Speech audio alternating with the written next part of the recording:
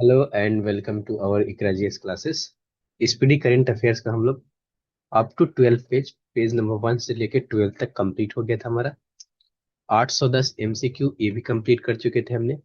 अक्टूबर नवंबर month का जो one liner है वो भी मैं कंप्लीट कर चुका हूँ आपके साथ। आज हम लोग 12 से लेके जितना हो सकता है उतना करेंगे और उसके बाद फिर सारे वन लाइनर को फिर एक बार रिपीट करेंगे। देखिए स्पीडी पूरे एक मंथ के लिए आता है करंट अफेयर्स, तो उसको ऐसा जरूरी नहीं है कि एक दिन में खत्म कर देंगे, वैसे याद भी नहीं रहेगा। थोड़ा थोड़ा करके पढ़ना है, रोज पढ़ना है, बार बार पढ़ना है। मैंने पार्ट पार्ट में की, जैसे 1 से 12 तक इतना पढ़ा जा सकता है, इतना याद किया जा सकता है 2-3 घंटे टाइम देके। उसके बाद मैंने 810 एमसीक्यू अलग डाले हैं। उसके बाद मैंने नवंबर मंथ का वन लाइनर अलग डाले हैं, है ना। तो वैसे ही आप पार्ट पार्ट करके 2 बार 3 बार करके वीडियो देखेंगे, लाइक करेंगे, वीडियो को, चैनल को सब्सक्राइब भी करेंगे और अपने दोस्तों के साथ वीडियो को जरूर शेयर करेंगे अगर वीडियो अच्छी लगी तो। आज हम लोग जो 12 के बाद जो 13 पेज है हमारा, जो मोदी का मंत्रिमंडल, नरेंद्र प्रधानमंत्री नरेंद्र मोदी का जो मंत्रिमंडल है 3.0 का, क्योंकि 2014 में था हमारा 1.0, नरेंद्र मोदी की कार्यकाल को 1.0 में, और 2019 में 2.0 और 2024 में 3.0 मंत्रिमंडल थी। इसमें किस मंत्री को कौन कौन सी पद मिली है उसके बारे में हम लोग बात करेंगे। जैसे अगर हम बात करें कैबिनेट मंत्री, जो सारे मेन डिसीजन जो होते हैं वो कैबिनेट मंत्री के द्वारा ही लिए जाते हैं। तो कैबिनेट मंत्री में कौन कौन सी पोस्ट किनको मिली है उसके ऊपर हम लोग बात करेंगे। जैसे नरेंद्र मोदी प्रधानमंत्री है, प्रधानमंत्री सारे मंत्रियों का हेड होता है, मंत्रिमंडल का हेड होता है। राजनाथ सिंह रक्षा मंत्री, अमित शाह गृह मंत्री और सहकारिता मंत्री भी अमित शाह ही है। नितिन गडकरी जी को सड़क परिवहन एवं राजमार्ग मंत्रालय मिला है। निर्मला सीतारमन को वित्त मंत्री और एवं कॉरपोरेट मामलों की मंत्री। जेपी नड्डा स्वास्थ्य व परिवार कल्याण मंत्रालय और रसायन उर्वरक संभाल रहे हैं। और एस जयशंकर साहब ने विदेश मंत्री पद संभाले हैं। और शिवराज सिंह चौहान कृषि एवं किसान कल्याण ग्रामीण विकास मंत्रालय। देखिए यहाँ तक आप लोग सब कोई कहीं ना कहीं से, मतलब ये लोग हॉट न्यूज में रहते ही हैं तो नाम ध्यान ही होगा। अब यहाँ से थोड़ा ध्यान रखना है, शिवराज सिंह चौहान को कृषि एवं किसान कल्याण मंत्रालय और ग्रामीण विकास मंत्रालय। मनोहर लाल को आवास एवं शहरी कार्य और ऊर्जा। पीयूष गोयल को वाणिज्य और उद्योग मंत्री। धर्मेंद्र प्रधान को शिक्षा मंत्री बनाया गया है। इस धर्मेंद्र प्रधान सर को भी आप लोग जानते होंगे। एच डी कुमार स्वामी को भारी उद्योग एवं इस्पात मंत्री। जीतन मांझी को एमएसएमई सूक्ष्म लघु एवं मध्यम उद्योग दिया गया है। राजीव रंजन, या फिर इनको बोला जाता है लल्लन सिंह, जो बिहार से ताल्लुक रखते हैं, वो पंचायती राज और मत्स्य पालन पशुपालन डेयरी मंत्रालय उनको दिया गया है। अगला है आपका सर्बानंद सोनोवाल, पतन पोत परिवहन एवं जलमार्ग मंत्री। डॉक्टर वीरेंद्र कुमार, ये सामाजिक न्याय एवं अधिकारिता मंत्रालय। ज्योतिरादित्य सिंधिया, संचार एवं पूर्वोत्तर क्षेत्र विकास के लिए इनको मंत्रालय दिया गया है। अश्विनी वैष्णव, रेल सूचना एवं प्रशासन प्रसारण सूचना प्रौद्योगिकी मंत्रालय इन्हें दिया गया। किजरापू राज मोहन नायडू, नागर विमानन मंत्रालय। और प्रहलाद जोशी को उपभोक्ता मामले खाद्य वितरण मंत्रालय। नेक्स्ट है हमारे जुएल ओराम, इनको जनजातीय कार्य मंत्री बनाया गया है। नेक्स्ट है हमारे गिरिराज सिंह, इनको कपड़ा मंत्री बनाया गया है। नेक्स्ट है हमारे भूपेंद्र यादव सर, उनको पर्यावरण वन एवं जलवायु मंत्री बनाया गया है। नेक्स्ट है गजेंद्र सिंह शेखावत, वो सांस्कृतिक एवं पर्यटन मंत्री है। नेक्स्ट है श्रीमती अन्नपूर्णा देवी, ये महिला एवं बाल विकास मंत्रालय का पद संभाल रही है। किरण रिजिजू, किरण रिजिजू है वो संसदीय कार्य और अल्पसंख्यक अल्पसंख्यक कार्य मंत्री हैं। और हरदीप सिंह पुरी, ये पेट्रोलियम एवं प्राकृतिक गैस मंत्रालय का पद लिए। नेक्स्ट है मेरे डॉक्टर मनसुख मांडविया, ये हैं पेट्रोलियम एवं प्राकृतिक गैस मंत्रालय का पद। और नेक्स्ट है, नहीं सॉरी, मैं, वो हरदीप सिंह पुरी सर का है पेट्रोलियम एवं प्राकृतिक गैस मंत्रालय दिया गया है इनको। नेक्स्ट है मनसुख मांडविया, ये है श्रम एवं रोजगार, युवा कार्यक्रम एवं खेल मंत्रालय। जी किशन रेड्डी को कोयला मंत्री या खान मंत्रालय दिया गया है। चिराग पासवान खाद्य प्रसंस्करण उद्योग, जो कि बिहार से संबंध रखते हैं, कुछ किया नहीं है इन्होंने बिहार में। ये खाद्य प्रसंस्करण मंत्री होने के बाद भी ये उनका थर्ड कार्यकाल था, मतलब इसके पहले भी वो खाद्य प्रसंस्करण उद्योग मंत्री ही थे, कुछ नहीं किया उन्होंने।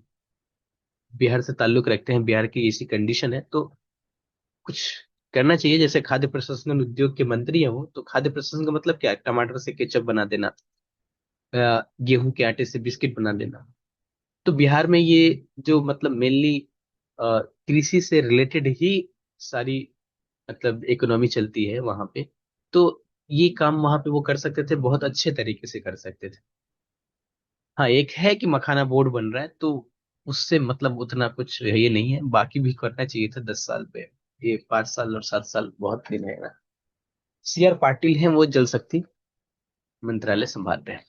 राज्य मंत्री या स्वतंत्र प्रभार की बात करें तो राव इंद्रजीत सिंह सांख्यिकी एवं कार्यक्रम कार्यान्वयन योजना।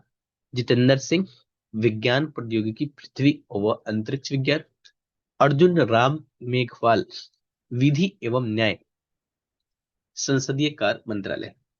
जाधव प्रताप राव गणपत राव, इनको आयुष स्वास्थ्य एवं परिवार कल्याण मंत्रालय दिया गया।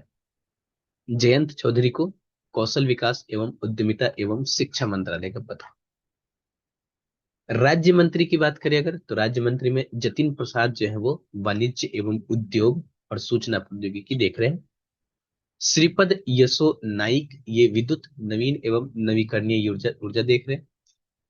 पंकज चौधरी, ये वित्त मंत्री है, राज्य में वित्त के पद में देख रहे हैं। कृष्णपाल सहकारिता मंत्रालय। रामदास अठावले सामाजिक न्याय एवं अधिकारिता, मतलब राज्य मंत्री जो होते हैं ना वो सहयोगी होते हैं, तो ये वित्त मंत्री के सहयोगी है पंकज चौधरी। सहकारिता के कृष्णपाल। नेक्स्ट हमारे रामदास अठावले सामाजिक न्याय एवं अधिकारिता। रामनाथ ठाकुर कृषि एवं किसान कल्याण। नित्यानंद राय गृह के लिए। अनुप्रिया पटेल स्वास्थ्य एवं परिवार कल्याण रसायन उर्वरक। वी सुवन्ना जल शक्ति एवं रेलवे। डॉक्टर चंद्रशेखर पेम्माशानी ग्रामीण विकास संचार। एसपी सिंह बघेल मत्स्य पालन व पशुपालन में डेयरी। देखिए यहाँ पे जो मेन कैबिनेट मंत्री है उनके सहयोग के लिए ये राज्य मंत्री होते हैं ना। जो जो मंत्री यहाँ पे हम लोग देखे वही मंत्री फिर यहाँ पे भी देखेंगे। जल शक्ति रेलवे के लिए वी विमान, कुछ एक्स्ट्रा भी हो सकती है। चंद्रशेखर पेम्मानी को मैंने बताया ग्रामीण विकास संचार। एसपी सिंह बघेल मत्स्य पालन पशुपालन के लिए। सुश्री शोभा करंदलाजे सूक्ष्म एवं लघु उद्योग। देखिए हमने बताया था सूक्ष्म एवं लघु उद्योग मंत्रालय कौन संभाल रहे हैं। यहाँ पे अगर देखें तो वो है जीतराम मांझी।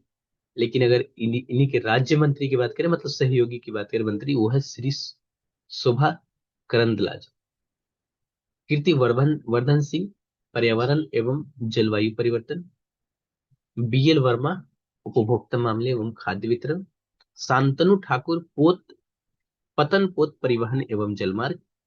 नेक्स्ट है हमारे सुरेश गोपी पेट्रोलियम एवं प्राकृतिक गैस पर्यटन। डॉक्टर एल मुरुगन सूचना एवं प्रशासन संसदीय कार्य। सुरेश गोपी पेट्रोलियम एवं प्राकृतिक गैस पर्यटन। डॉक्टर एल मुरुगन सूचना एवं प्रसारण संसदीय कार्य के लिए। अजय टमटा सड़क परिवहन एवं राजमार्ग। बंदी संजय कुमार एग्री। कमलेश पासवान ग्रामीण विकास का राज्य मंत्री। भागीरथ चौधरी कृषि एवं किसान कल्याण के लिए। सतीश चंद्र दुबे कोयला एवं खान मंत्रालय।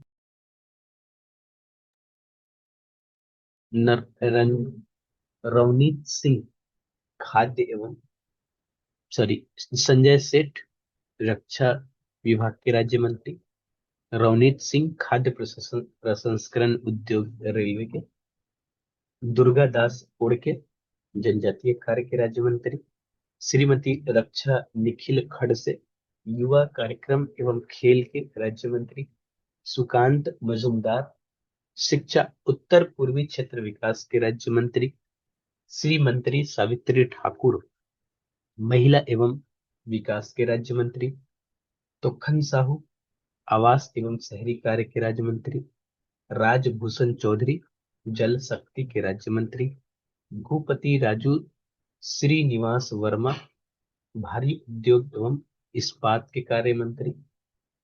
हर्ष मल्होत्रा कॉरपोरेट कार्य सड़क परिवहन एवं राजमार्ग के राज्य मंत्री।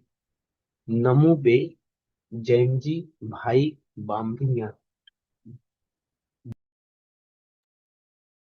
बाम्भ एक मिनट, हाँ, बामनिया उपभोक्ता मामले एवं खाद्य वितरण के राज्य मंत्री। मुरलीधर मोहोल सहकारिता एवं नगर निर्माण के राज्य मंत्री। जॉर्ज कुरियन अल्पसंख्यक कार्य एवं मत्स्य कार्य के राज्य मंत्री।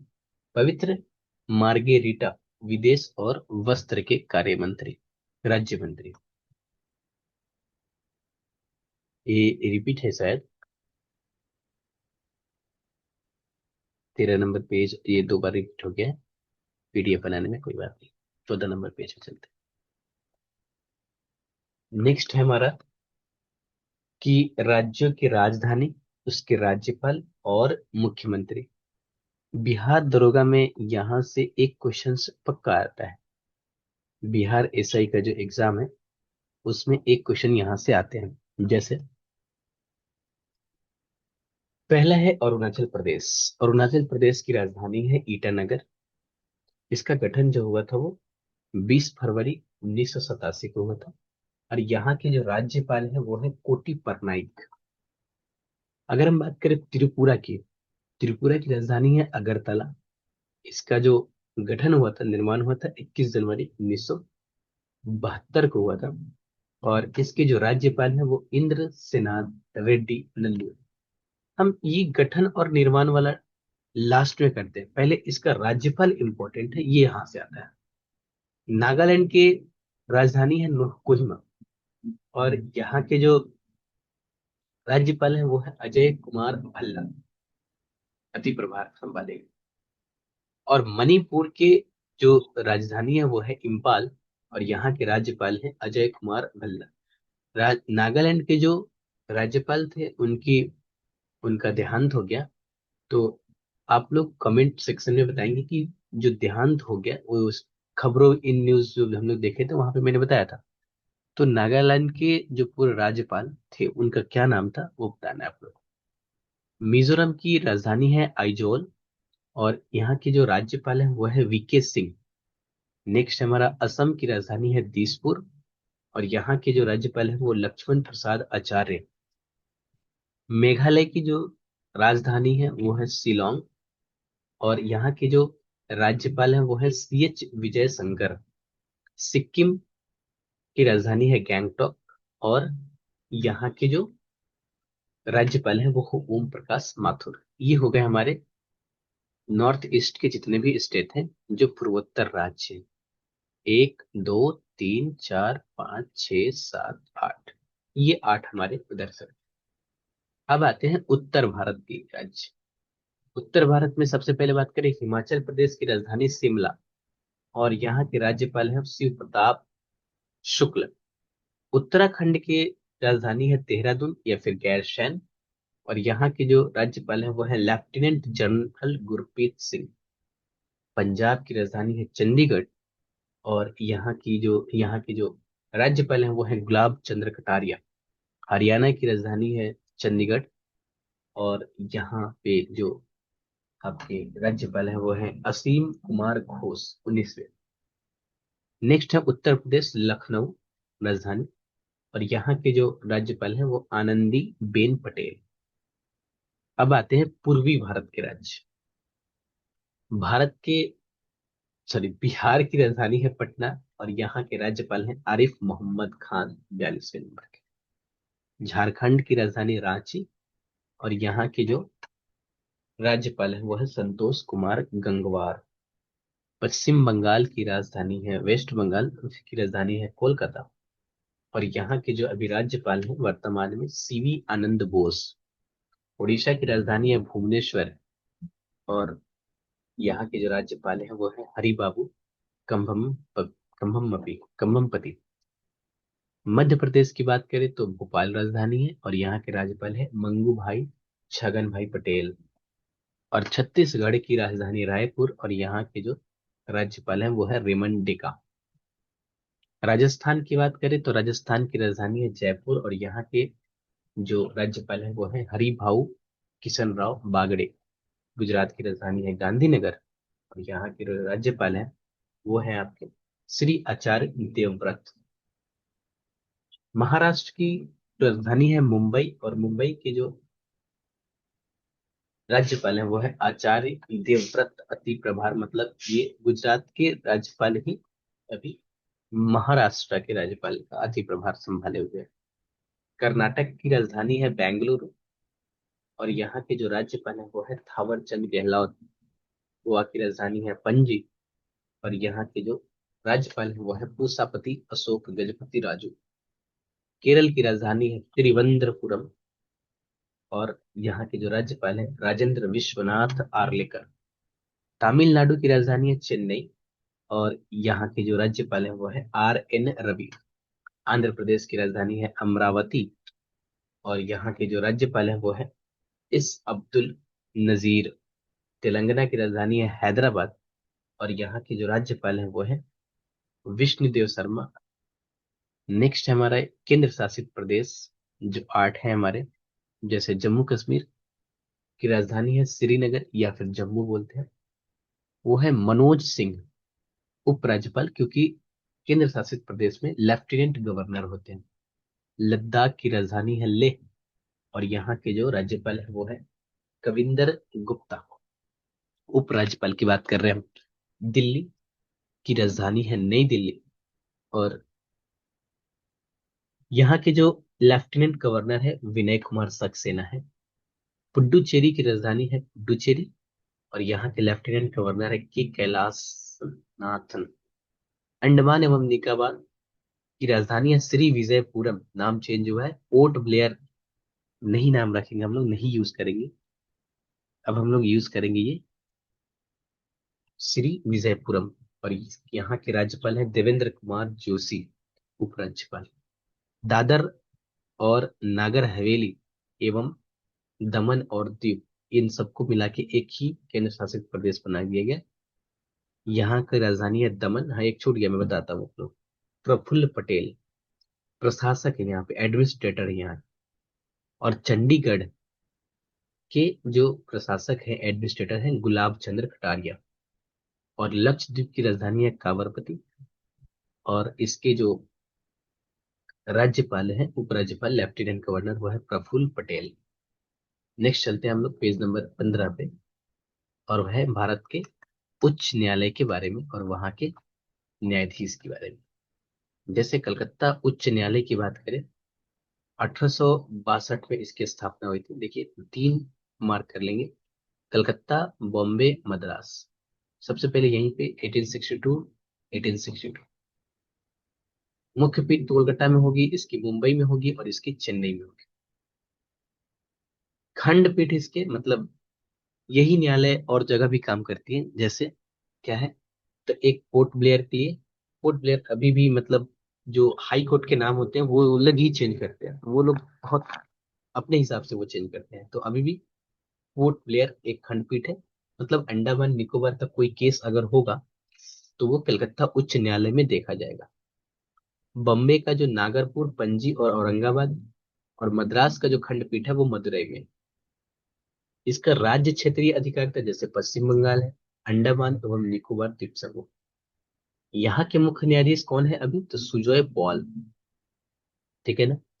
बॉम्बे उच्च न्यायालय स्थापना 1862, मुख्य पीठ मुंबई में, खंडपीठ इसके नागपुर में भी है, पणजी में भी है, और औरंगाबाद में भी है। मतलब ब्रांच टाइप का होता है नहीं, वैसे। तो और राज्य क्षेत्रीय अधिकारिता कहाँ कहाँ है? महाराष्ट्र के, गोवा के, दादर और नागर हवेली, दमन और दीव, इन सब के, सब क्षेत्र के जो भी मतलब केस से रिलेटेड होगा वो सब बॉम्बे उच्च न्यायालय। और यहाँ के जो मुख्य न्यायाधीश हैं वो है श्री चंद्रशेखर। मद्रास उच्च न्यायालय 1862, मुख्य पीठ चेन्नई, खंडपीठ मदुरई, और राज्य क्षेत्रीय अधिकार तमिलनाडु और पुडुचेरी।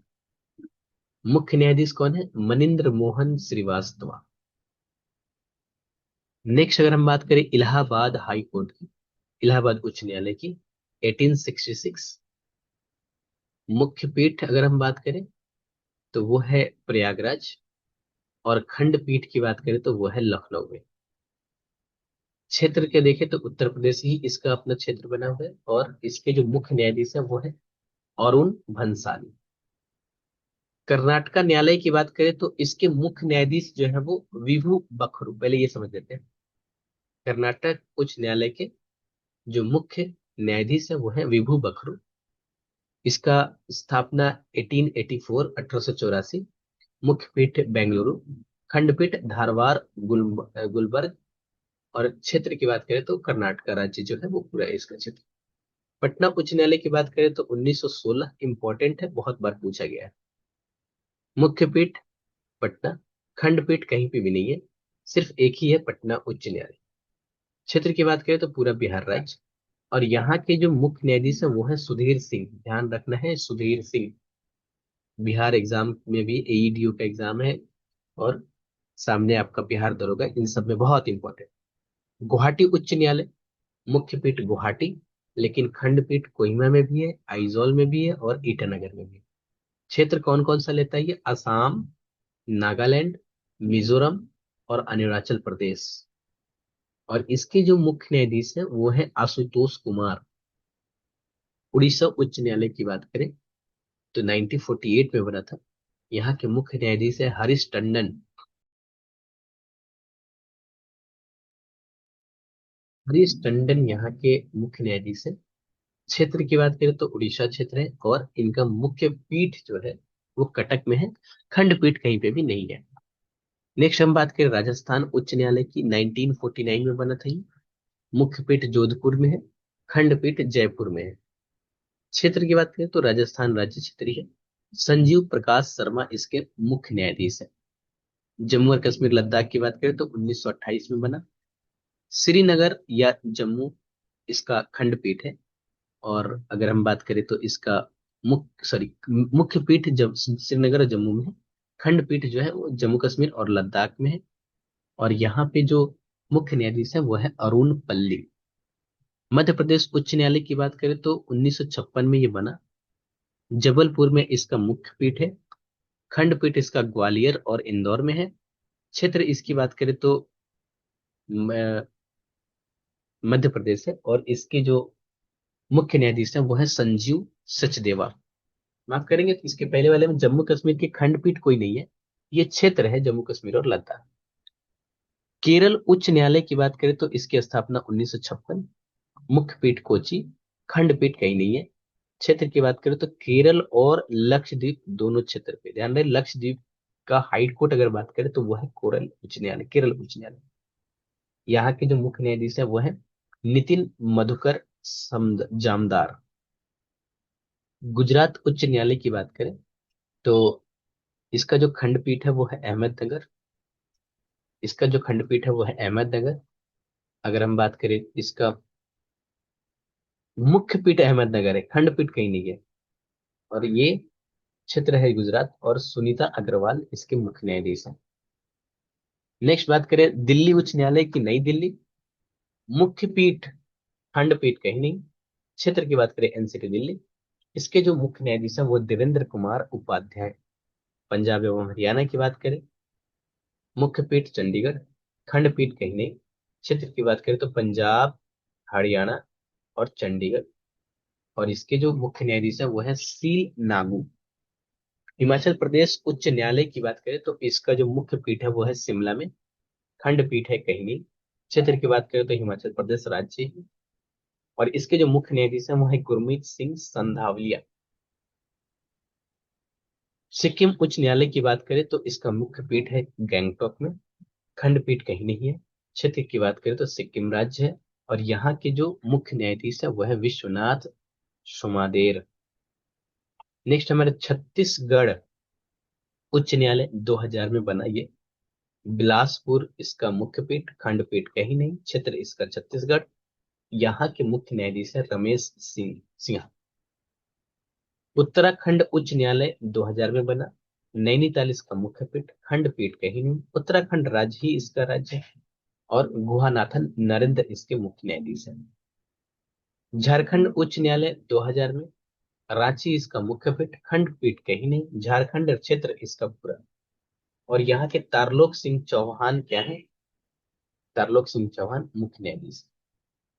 मेघालय उच्च न्यायालय 2013, शिलोंग इसका मुख्य पीठ, खंडपीठ कहीं नहीं, मेघालय इसका क्षेत्र बनेगा। और सोमेन सेन इसके मुख्य न्यायाधीश हैं। मणिपुर उच्च न्यायालय 2013 में बना। इम्फाल इसका मुख्य पीठ, खंडपीठ कहीं नहीं, मणिपुर इसका क्या है? पूरा क्षेत्र है। और एम सुंदर इसके मुख्य न्यायाधीश है। त्रिपुरा उच्च न्यायालय 2013, अगर हम बात करें अगरतला इसका मुख्य पीठ है, खंडपीठ कहीं नहीं है, क्षेत्र इसका त्रिपुरा ही रहेगा। और एम एस रामचंद्र राव इसके मुख्य न्यायाधीश। तेलंगाना हैदराबाद इसका मुख्य पीठ, खंडपीठ कहीं पे भी नहीं है, तेलंगाना क्षेत्र मतलब पूरा राज्य ही इसका क्षेत्र है। और अमरेश कुमार सिंह इसके मुख्य न्यायाधीश। आंध्र प्रदेश उच्च न्यायालय 2019 में बना है ये। विशाखापत्तनम इसके मुख्य पीठ, खंडपीठ कहीं नहीं है, आंध्र प्रदेश पूरा स्टेट इसका क्षेत्र होगा। और धीरज सिंह ठाकुर इसके मुख्य न्यायाधीश है। तो यहाँ पे कुछ इंपॉर्टेंट चीज ध्यान रखना है। एक तो पंजाब एवं हरियाणा जो न्यायालय है, इसमें पंजाब हरियाणा और चंडीगढ़ ये सब आते हैं। केरल याद रखना है, केरल में लक्षद्वीप आ जाते हैं। और यहाँ पे एक वेस्ट बंगाल का याद रखना है, और एक बॉम्बे हाईकोर्ट याद रखना है। वेस्ट बंगाल में अंडमान निकोबार आ जाते हैं क्षेत्र, और बॉम्बे में महाराष्ट्र, गोवा, दादर नगर हवेली, दमन और दीव। तमिलनाडु के पास पुडुचेरी है। असम वाला भी ध्यान रखना है, गुवाहाटी हाईकोर्ट वाला। गुवाहाटी हाईकोर्ट में असम, नागालैंड, मिजोरम और अरुणाचल प्रदेश ये पूरा क्षेत्र कवर करता है ना। तो टोटल कितने हाईकोर्ट है हमारे देश में? 25। नोट करके लिखा हुआ है कि भारत में कुल 25 उच्च न्यायालय हैं। भारत में 1862 में पहली बार 3 उच्च न्यायालय स्थापित किए, कलकत्ता, बॉम्बे, मद्रास। भारत का 24वां उच्च न्यायालय हैदराबाद 2019 तेलंगाना उच्च न्यायालय के नाम से स्थापित किया गया। भारत में नवीनतम 25वां आंध्र प्रदेश का है, जो 19 में अमरावती में स्थापित किया गया। ठीक है ना। नेक्स्ट हम बात करते हैं, विश्व के प्रमुख देश कौन, क्या और कहाँ। कुछ इंपॉर्टेंट देश है जो फिलहाल न्यूज में रहे उसकी बात। जैसे अगर हम बात करें भारत देश की राजधानी न्यू दिल्ली, यहाँ की मुद्रा है रुपया, संसद को पार्लियामेंट बोलते हैं। और यहाँ के राष्ट्रपति राष्ट्राध्यक्ष या फिर राजा हो सकता है। राष्ट्रपति हमारे देश के लिए, किसी देश के लिए राष्ट्राध्यक्ष, किसी देश के लिए वो राजा भी हो सकता है, जैसे ब्रिटेन वगैरह उनके नाम है। तो हमारे देश के जो राष्ट्रपति हैं वो है द्रौपदी मुर्मू, और प्रधानमंत्री है नरेंद्र मोदी, चांसलर बोल सकते हैं प्रधानमंत्री। बांग्लादेश की राजधानी है ढाका, और यहाँ का जो मुद्रा है वो है टाका। और यहाँ के संसद को बोलते हैं जातीय संसद। और यहाँ के जो राष्ट्रपति या राष्ट्राध्यक्ष या राजा है, जो यहाँ के हेड है, वह है मोहम्मद शहाबुद्दीन चुप्पू। और प्रधानमंत्री की बात करें तो मोहम्मद यूनुस। अफगानिस्तान की राजधानी है काबुल, यहाँ की मुद्रा है अफगानी। और यहाँ के संसद को बोलता है सूरा। यहाँ के जो राष्ट्रपति हैं वो है हाजी मुल्ला अब्दुल बराद अखुंद। और यहाँ के प्रधानमंत्री है मुल्ला हसन अखुंद। नेक्स्ट है भूटान देश, यहाँ की राजधानी है थिम्पू, यहाँ की मुद्रा है न्यूग्लोट्रम। भूटान की मुद्रा क्या है? न्यूग्लोट्रम, न्यूग्लोट्रम। और यहाँ के संसद का नाम है तुसुंगडू। और यहाँ के राष्ट्रपति जो है वो है जिग्मे खेसर नामगैल वांगचुक। और यहाँ के प्रधानमंत्री हैं सेरिंग टोब्गे। पाकिस्तान की राजधानी है इस्लामाबाद। और यहाँ की मुद्रा है पाकिस्तानी रुपया। यहाँ के संसद का नाम है नेशनल असेंबली। यहाँ की जो राष्ट्रपति राष्ट्राध्यक्ष है वो है आसिफ अली जरदारी। और प्रधानमंत्री है शहबाज शरीफ। नेक्स्ट है श्रीलंका। श्रीलंका की राजधानी है श्री जयवर्धन कोटे। यहाँ की जो रुपया है या फिर हम बात करें तो करेंसी है वो है श्रीलंकाई रुपया। पार्लियामेंट को पार्लियामेंट ही बोलते हैं यहाँ के। और यहाँ के जो राष्ट्राध्यक्ष है वो है अनुरा कुमार दिसानायके। और प्रधानमंत्री बोले या फिर चांसलर बोले वो है हारिनी अमर सूर्या। नेक्स्ट है नेपाल की राजधानी है काठमांडू। यहाँ के जो करेंसी है वो है नेपाली रुपया। यहाँ के पार्लियामेंट को बोलते हैं राष्ट्रीय पंचायत। यहाँ के जो राष्ट्रपति हैं वो है रामचंद्र पटेल। और यहाँ के जो चांसलर या प्रधानमंत्री हैं वो है सुशील कार्की, जो पहली महिला बनी है वहां की प्रधानमंत्री। ये भी एक न्यूज ही है। म्यांमार की राजधानी है नाओपी ताओ। यहाँ का जो करेंसी है वो है क्यात। और यहाँ के जो पार्लियामेंट है उसको बोलते हैं पीथू हलुत्तो। और यहाँ के राष्ट्रपति हैं वो है मिन आंग ह्लाइंग। और यहाँ के जो प्रधानमंत्री हैं वो है यू नुसो शॉ। चीन की राजधानी है बीजिंग। यहाँ की करेंसी है रेनबी। यहाँ के पार्लियामेंट को बोलते हैं पीपुल कांग्रेस। यहाँ के जो हेड राष्ट्रपति हैं वो है सी जिनपिंग। और प्रधानमंत्री या चांसलर है वो है ली कियांग। मालदीव की राजधानी है माले। यहाँ के करेंसी है रुफिया। इसकी जो पार्लियामेंट है उसको बोलते हैं मजलिस। और यहाँ के जो राष्ट्रपति हैं वो है मोहम्मद मोइजू। प्रधानमंत्री और चांसलर कोई नहीं। रूस की राजधानी है मॉस्को। यहाँ की जो करेंसी है वो है रूबल। और यहाँ के जो पार्लियामेंट बोलते हैं वो बोलते हैं पीपुल कांग्रेस। और यहाँ के जो राष्ट्रपति हैं वो है व्लादिमीर व्लादिमीर पुतिन। और यहाँ के जो प्रधानमंत्री हैं या फिर चांसलर है वो है मिखाइल मिशुस्तिन। नेक्स्ट है हमारा सऊदी अरब। इसकी राजधानी है रियाद। और यहाँ की जो करेंसी है वह है रियाल। यहाँ के जो पार्लियामेंट है उसको बोलते हैं मजलिस अल सूरा। और इसके जो राष्ट्रपति हैं वो है या फिर राजा जो है, यहाँ पे तो राजा है सलमान बिन अब्दुल अजीज अल सऊद। और यहाँ के जो चांसलर या प्रधानमंत्री हैं वो है मोहम्मद बिन सलमान। ऑस्ट्रेलिया की बात करें तो वो है कैनबरा, इसकी राजधानी है। और अगर यहाँ की करेंसी की बात करें तो ऑस्ट्रेलियन डॉलर। पार्लियामेंट को पार्लियामेंट ही बोलते हैं। यहाँ पे कोई राष्ट्रपति राजा का पद नहीं होता है। यहाँ पे डायरेक्ट आपके प्रधानमंत्री का होता है, जहाँ जो प्रधानमंत्री है एंथनी एल्बनीज। नेक्स्ट है हमारे अर्जेंटीना। यहाँ की जो राजधानी है वो है क्यूबनस आरियस। क्या है? क्यूबनस आरियस। और यहाँ की जो करेंसी है वो है अर्जेंटीना पेसो। यहाँ पे जो पार्लियामेंट है उसका नाम है नेशनल कांग्रेस। और यहाँ के राष्ट्रपति हैं जेवियर माइली।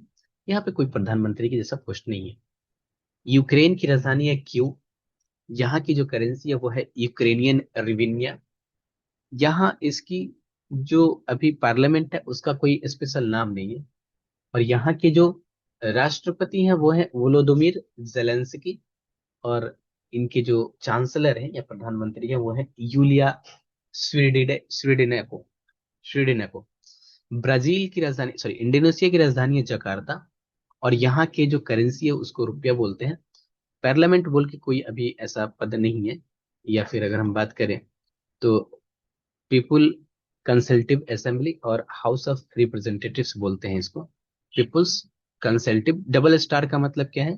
पीपुल्स कंसल्टिव असेंबली और हाउस ऑफ रिप्रेजेंटेटिव्स, है ना। जैसे मैंने यहाँ पे एक डबल स्टार देखा, यहाँ पहला डबल स्टार था। तो डबल स्टार का मतलब क्या है? वो है पीपुल्स कंसल्टिव असेंबली। नेक्स्ट है हमारा, कहाँ पे थे हम लोग? अच्छा हाँ।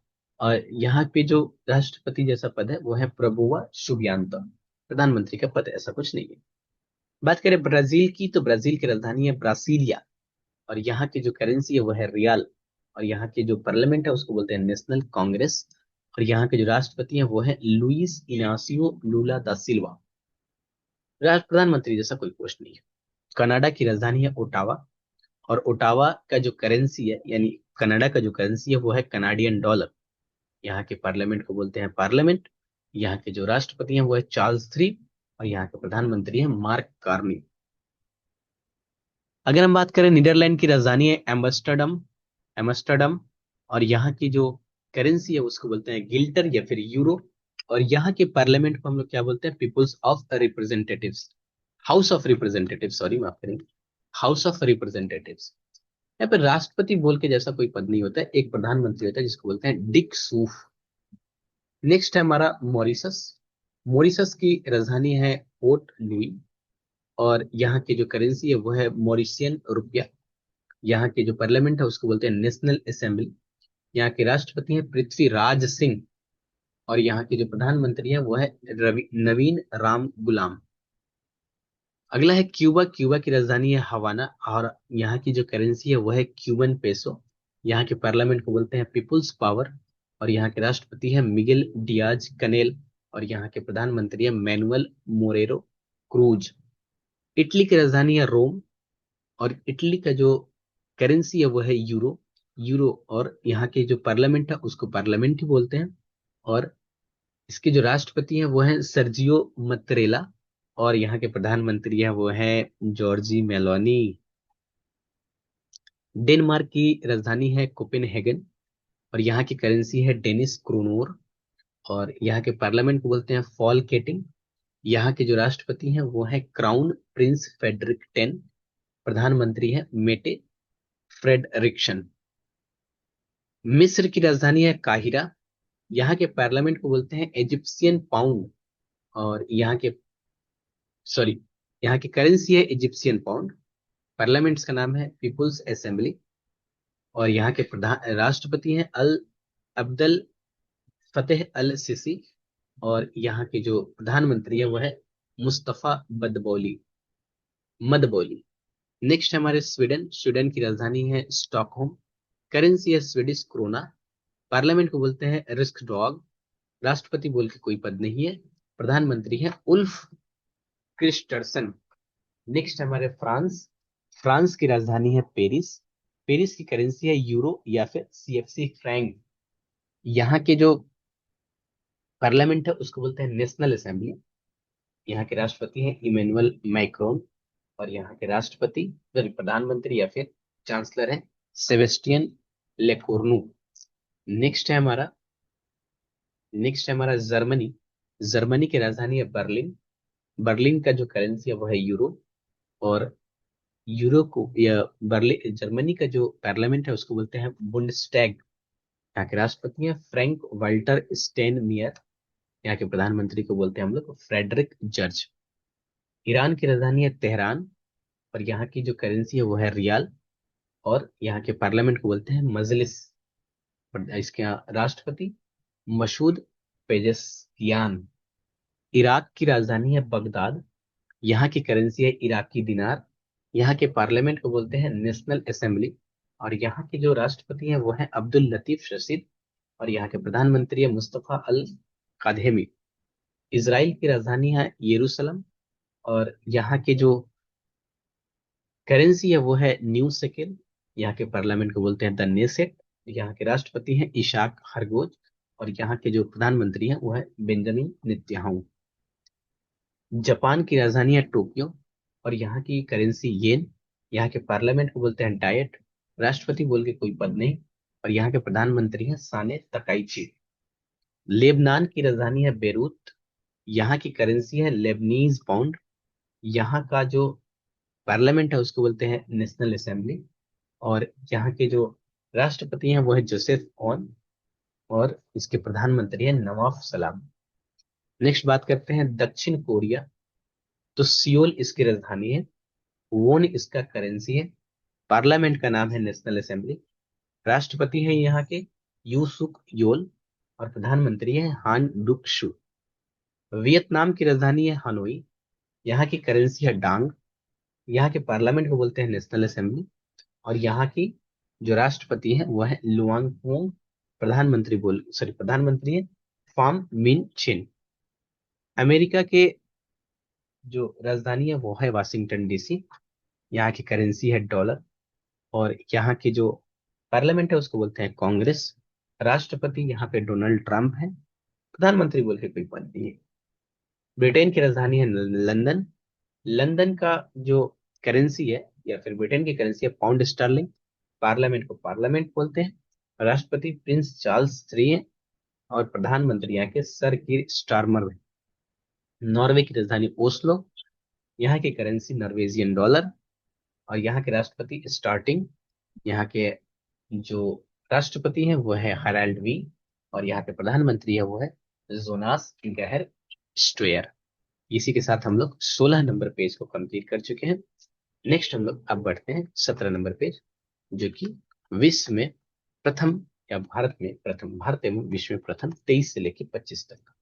जैसे पीढ़ीगत तंबाकू प्रतिबंध लगाने वाला पहला राज्य कौन है, तो वो है मालदीव। क्या है? पीढ़ीगत तंबाकू प्रतिबंध लगाने वाला पहला राज्य है। मासिक धर्म के लिए सवेतम अवकाश देने वाला पहला राज्य है कर्नाटका। भारत के पहले बिजली से चलने वाली रॉकेट का नाम क्या है? वायुपुत्र। आधिकारिक रूप से दुनिया का पहला कैशलेस देश कौन बन गया? स्वीडन। यहाँ पे कैशलेस नहीं चलेगा। अत्यंत गरीबी से मुक्त होने वाला भारत का पहला राज्य है केरल। राफेल विमान में उड़ाने भरने वाली भारत की पहली राष्ट्रपति कौन बनी है? श्रीमती द्रौपदी मुर्मू। भारत का पहला सेमीकंडक्टर नवाचार संग्रहालय हैदराबाद। भारत की पहली मानसिक स्वास्थ्य राजदूत वो है दीपिका पादुकोण। वन्य जीव अधिनियम 1972 में संशोधन करने वाला पहला राज्य बन गया है केरल। भारत की पहली चीता सफारी की शुरुआत किसने की है, तो कूनो राष्ट्रीय उद्यान मध्य प्रदेश। भारत का पहला झुग्गी मुक्त शहर कौन सा है, तो वह है चंडीगढ़। भारत का पहला बाल विवाह मुक्त जिला वह है बालोद छत्तीसगढ़ में। भारत का पहला एकीकृत ऑन्कोजी अनुसंधान केंद्र कहाँ बनेगा, तो वह है गोवा में। सेल्फ हेल्प ग्रुप यानी स्वयं सहायता समूह के लिए पहचान पत्र जारी करने वाला भारत का पहला राज्य तमिलनाडु बन गया। दुनिया का पहला एआई जेनरेटेड जीनोम एक वायरस को किसने बनाया है?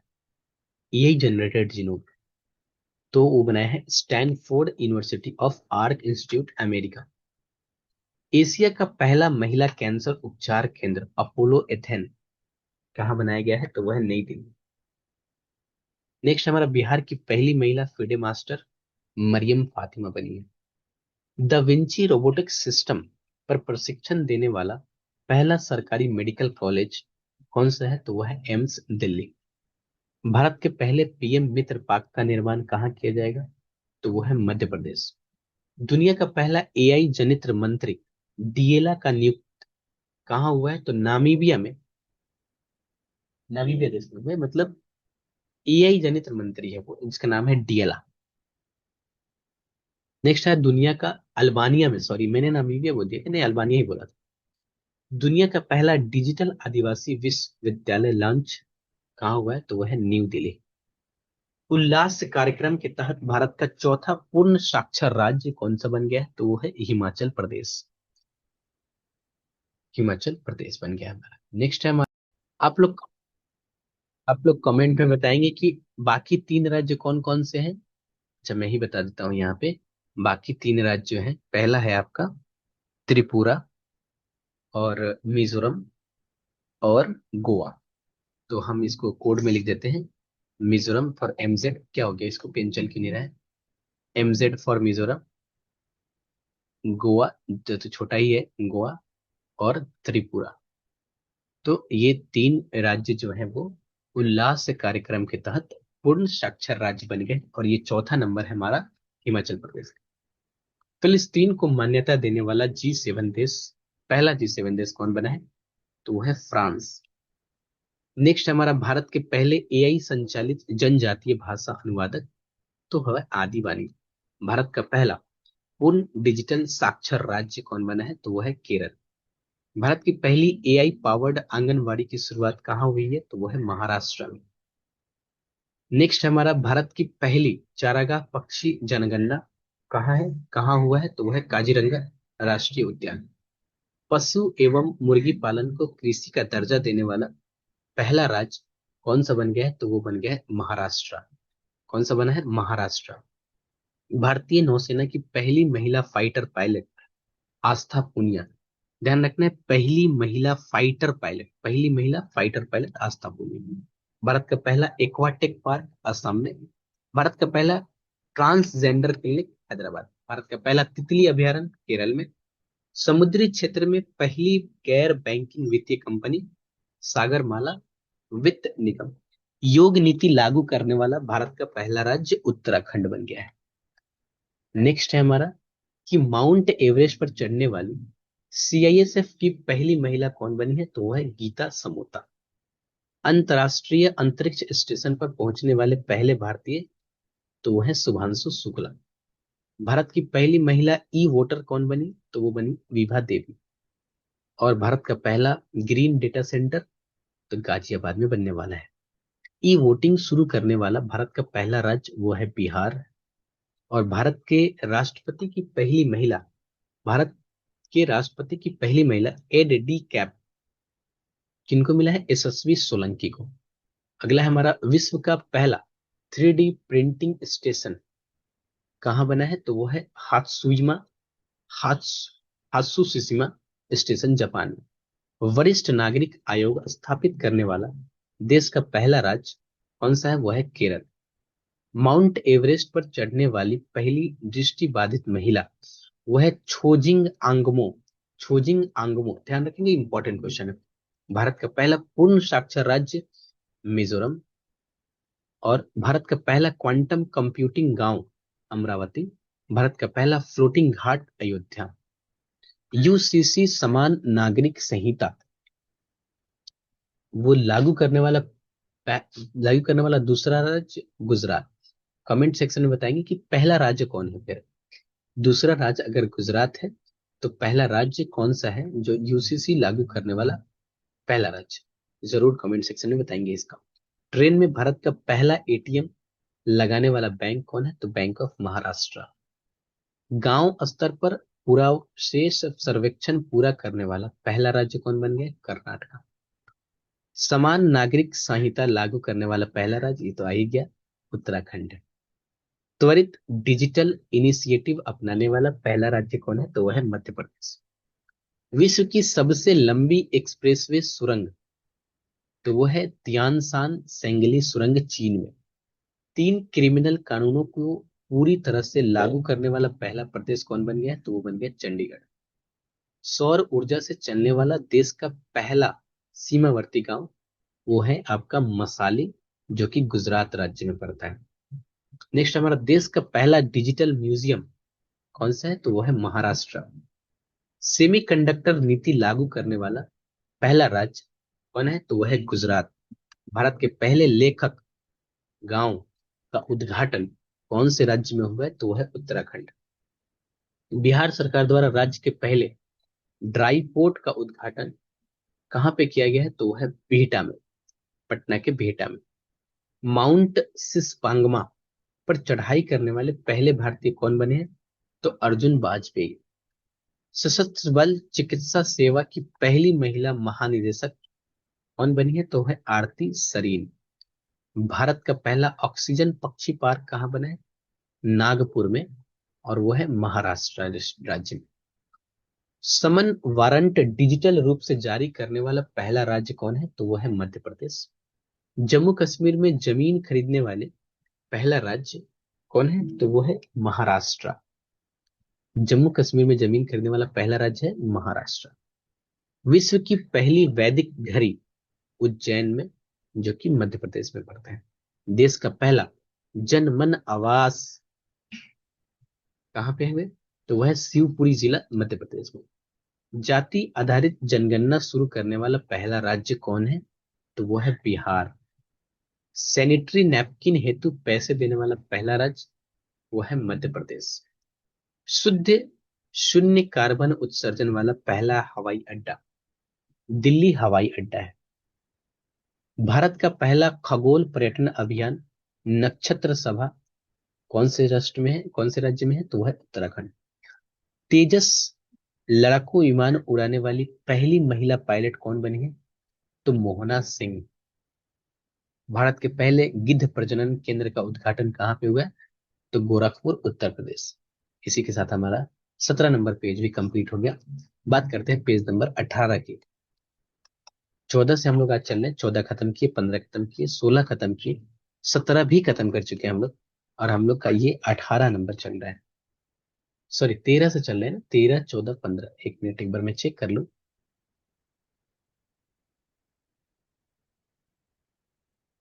हाँ, 13 से चल रहे हैं हम लोग। पेज नंबर 13 से चल रहे हैं, 12 तक हम लोग का लास्ट क्लास में हुआ था। 13 खत्म किए, 14 खत्म किए, 15 खत्म किए, 16 खत्म किए, 17 भी खत्म कर चुके हैं। और ये शायद हमारा 18 नंबर पेज है। वेरी गुड, बहुत अच्छा चल रहा है हम लोग को। यहाँ पे क्या है, 2024-25 में हुए प्रमुख समझौता ज्ञापन। अगर हम बात करें संबंधित क्षेत्र या समझौता की, अगर हम बात करें और उससे संबंधित संस्था, और कौन से महीने में ये स्टार्ट हुआ है, उसकी बात करेंगे हम लोग, कौन से महीने में।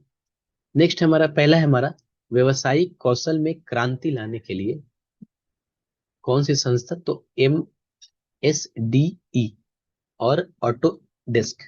MSDE, MSDE और ऑटो डेस्क नवंबर 2025 में लॉन्च किया है। क्या है, तो व्यवसायिक कौशल में क्रांति लाने के लिए सशस्त्र सीमाओं के बीच संचालात्मक संचालात्मक साझेदारी को मजबूत करने के लिए कौन सी संस्था, भारत और ऑस्ट्रेलिया। अक्टूबर महीने 2025, महीना याद रखने की जरूरत नहीं है, डेट याद रखने की जरूरत नहीं। धान से हरित हाइड्रोजन के उत्पादन के लिए कौन सी संस्था, तो IISc बेंगलोर और पंजाब मिल्क। संयुक्त ऋण व्यवस्था पर सहयोग हेतु भारत एवं जापान। रक्षा सहयोग पर समझौता ज्ञापन भारत और मोरक्को, सितंबर 2025 में। निवेश को बढ़ावा देने और निवेशकों को सुरक्षा प्रदान करने के लिए भारत और इजराइल देश ने समझौता किया है। नेक्स्ट है हमारा खनिज के अन्वेषण, खनिज के अन्वेषण और विकास के लिए ऑयल इंडिया और HCL का समझौता हुआ है। सीमा पर भुगतान को बढ़ावा देने के लिए मास्टर कार्ड और इन्फोसिस के साथ। समुद्री सुरक्षा और संरक्षण सहयोग बढ़ाने के लिए भारत और संयुक्त अरब अमीरात। रक्षा के लिए ड्रोन तकनीक को बढ़ावा देने के लिए असम राइफल्स। मत्स्य पालन और जलीय कृषि के लिए जलीय कृषि के क्षेत्रों में सहयोग को सुदृढ़ करने के लिए भारत और मालदीव। असम राइफल्स और IIT मणिपुर ध्यान रखेंगे। नेक्स्ट हमारा व्यापार, स्वास्थ्य और डिजिटल भुगतान क्षेत्रों में सहयोग को बढ़ावा देने के लिए भारत और नामीबिया का समझौता हुआ है ना। नेक्स्ट बात करते हैं हम लोग, जो भी सहयोग समझौता पर हस्ताक्षर, तो भारत और दक्षिण अफ्रीका के बीच ये समझौता हुआ है। भारत के पहले स्वदेश ध्रुवीय अनुसंधान पोत के निर्माण के लिए भारत और नॉर्वे। 2070 तक कार्बन उत्सर्जन समाप्त करने एवं ऊर्जा क्षेत्र में सहयोग हेतु भारत और डेनमार्क। सीमा पर बिजली पारेषण अवसंरचना विकसित करने के लिए भारत और नेपाल।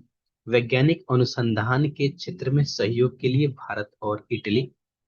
सुप्रीम कोर्ट के बीच न्यायिक सहयोग बढ़ाने के लिए भारत और नेपाल। नेक्स्ट है हमारा कि आपदा प्रबंधन और सांस्कृतिक आदान प्रदान के लिए भारत और चिली। जल स्वच्छता और स्वास्थ्य क्षेत्र में सहयोग को बढ़ावा देने के लिए भारत और नेपाल। रक्षा और व्यापार संबंधों को बढ़ावा देने के लिए भारत और न्यूजीलैंड। लिथियम अन्वेषण और खनन में सहयोग को मजबूत करने के लिए भारत और अर्जेंटीना।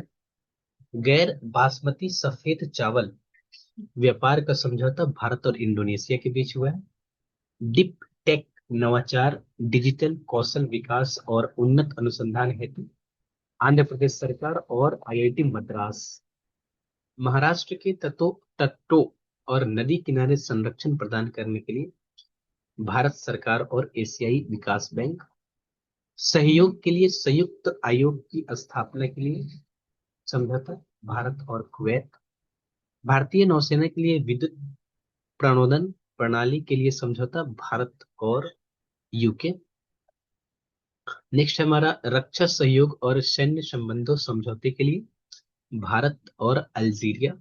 रक्षा सहयोग और सैन्य संबंधों पर समझौता के लिए भारत और अल्जीरिया।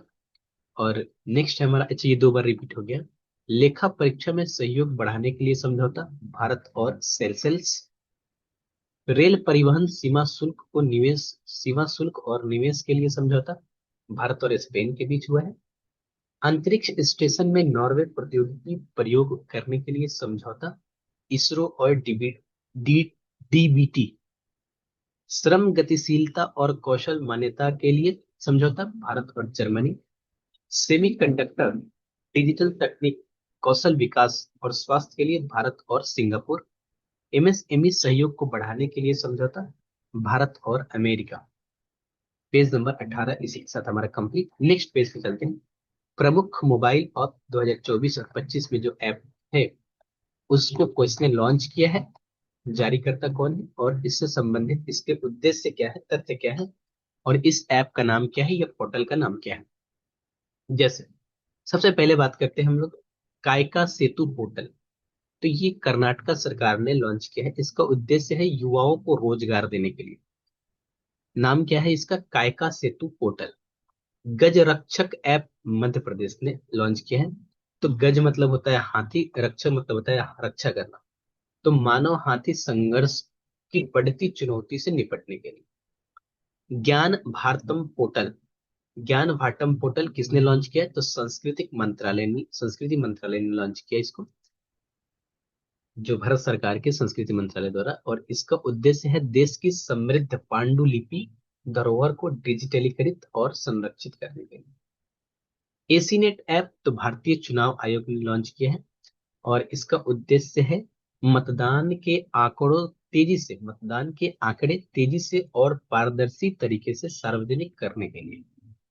प्रतिभा सेतु पोर्टल, ये संघ लोक सेवा आयोग यूपीएससी के द्वारा, और यूपीएससी में अंतिम रूप से चयनित न हो पाने वाले मेधावी उम्मीदवारों को रोजगार के अवसर प्रदान करने के लिए, जो वो इंटरव्यू से छट गए, प्रीलिम्स पास किए, मेंस पास किए, तो उनको रोजगार देने के लिए किसी कंपनी में।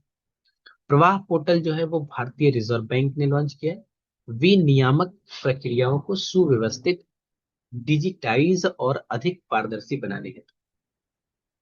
प्रवाह पोर्टल भारतीय रिजर्व बैंक का है। उम्मीद पोर्टल केंद्र सरकार ने लॉन्च किया है, और इसका जो उद्देश्य है देश भर में वक्फ कंपनियों के बेहतर प्रबंधन और पारदर्शिता को बढ़ावा देने के लिए। सचेत ऐप जो है वो राष्ट्रीय आपदा प्रबंधन प्राधिकरण सचेत, लोगों को प्राकृतिक आपदाओं से सचेत रखने के लिए। एआई चैटबॉट सारथी, ये हरियाणा सरकार ने सरकारी नीतियों तक जनता की पहुंच को आसान बनाने के लिए। ई सेहत ऐप जम्मू कश्मीर ने लॉन्च किया है, स्वास्थ्य विभाग ने, कि राज्य के लोगों के लिए स्वास्थ्य सेवाओं को सुलभ और अधिक प्रभावी बनाने के लिए। राइज ऐप उत्तर प्रदेश के द्वारा बच्चों को नियमित टीकाकरण को बेहतर बनाने के लिए। स्व रेल ऐप तो भारतीय रेल के द्वारा ये टिकट बुकिंग प्रक्रियाओं को आसान बनाने और निर्बाध यात्रा करने के लिए। आरबीआई डेटा पोर्टल, ये भारतीय रिजर्व बैंक के द्वारा लॉन्च किया गया है। आरबीआई डेटा पोर्टल ये आर्थिक और वित्तीय डेटा तक पहुंच प्रदान करने के लिए लॉन्च किया गया है। नेक्स्ट है हमारा कि मित्र पोर्टल, ये सेबी ने लॉन्च किया है। इसके लिए निवेशक म्यूचुअल फंड में अपने निवेश को ट्रैक कर सकते हैं, मित्र पोर्टल। नेक्स्ट है हमारा सम्मान संजीवनी ऐप, ये हरियाणा सरकार के द्वारा है, और इन्होंने इसमें जो महिला एवं किशोरी सम्मान योजना से मिलने वाली सुविधाओं को ट्रैक करने के लिए इसने लॉन्च किया है, हरियाणा सरकार ने। भारत पोल पोर्टल, ये गृह मंत्री अमित शाह के द्वारा लॉन्च किया गया। ये भगौड़े को पकड़ने के लिए सीबीआई का एक पोर्टल है।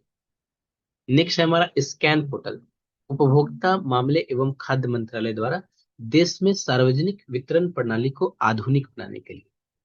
एकलव्य पोर्टल भारतीय सेना के द्वारा लॉन्च किया गया है। ये अपने अधिकारियों को आधुनिक बनाने और युद्ध के लिए तैयार करने के लिए लॉन्च किया गया। अन्य दर्पण पोर्टल भारतीय खाद्य निगम द्वारा लॉन्च किया गया है अपने आपूर्ति श्रृंखला प्रबंधन प्रणाली को आधुनिक बनाने के लिए। नेक्स्ट है हमारा कि सक्षम ऐप जो है, वो सक्षम ऐप भारतीय निर्वाचन आयोग के द्वारा लॉन्च किया गया है, जिनका उम्र 85 वर्ष से अधिक वाले व्यक्तियों को घर से मतदान की सुविधा देने के लिए। विजन पोर्टल जो है वो केंद्रीय मंत्री डॉक्टर जितेंद्र सिंह के द्वारा लॉन्च किया गया है। ये वंचित बच्चों को कौशल विकास को बढ़ावा देने के लिए लॉन्च किया गया। सुगम ऐप छत्तीसगढ़ सरकार के द्वारा लॉन्च किया गया है। ये संपत्ति पंजीकरण की प्रक्रिया को अधिक पारदर्शी बनाने के लिए किया गया। संकलन ऐप राष्ट्रीय जांच एजेंसी एनआईए के द्वारा, और ये राष्ट्रीय अपराध ब्यूरो एनसीआरबी द्वारा आपराधिक कानून का एक संग्रह है। OTT platform C S app, ये केरल सरकार के द्वारा लॉन्च किया गया है। सी स्पेस भारत का पहला सरकारी स्वामित्व वाला ओटीटी प्लेटफॉर्म है। जागृति ऐप, ये उपभोक्ता मामले के विभाग ने लॉन्च किया है, और इसका उद्देश्य है उपभोक्ताओं को ऑनलाइन गतिविधि के दौरान डार्क पैटर्न से बचाने के लिए। मेरी पंचायत ऐप, ये पंचायती राज मंत्रालय के द्वारा लॉन्च किया गया है। इसका जो उद्देश्य है, इससे वर्षा, हवा की गति, बादल छाए रहने के बारे में दैनिक अपडेट प्राप्त होंगे। लोकपथ मोबाइल ऐप, ये मध्य प्रदेश सरकार मुख्यमंत्री मोहन यादव के द्वारा लॉन्च किया गया है, और इसका जो उद्देश्य है, इसमें कोई व्यक्ति टूटी सड़कों की फोटो खींचकर पीडब्ल्यूडी में शिकायत कर सकता है। सिटीजन सेंटिनल ऐप, ये केरल सरकार के द्वारा लॉन्च किया है। इसमें यातायात नियमों के उल्लंघन पर नजर रखने के लिए ये ऐप को लॉन्च किया गया है। नेक्स्ट है हमारा एक पेड़ माँ के नाम, ये संचार मंत्री ज्योतिरादित्य सिंधिया के द्वारा लॉन्च किया गया है, और ये पर्यावरण स्थिरता में योगदान एवं माँ के साथ अपने बंधन का जश्न मनाने हेतु है। एक तरफ बोलते हैं एक पेड़ माँ के नाम, और दूसरी तरफ मतलब बड़े बड़े जंगलों को भी कटाया, मतलब खत्म कर दिया जा रहा है। निवाहिका वेब पोर्टल, मतलब जो भी रूल नियम कानून, ये सब कुछ एक आम आदमी के लिए, बड़े आदमी के लिए कुछ नहीं, सब वो जैसे चाहेंगे वैसे ही हो। निवाहिका वेब पोर्टल, इसलिए पढ़ाई लिखाई करेंगे अच्छे से, नौकरी लेंगे, और फिर हम कोशिश करेंगे कि जो चीज हमारे साथ हुआ है वो चीज बारीकी के साथ ना हो। निवाहिका वेब पोर्टल एनआईटी कालीकट के द्वारा, और ये डेटा प्रबंधन के लिए।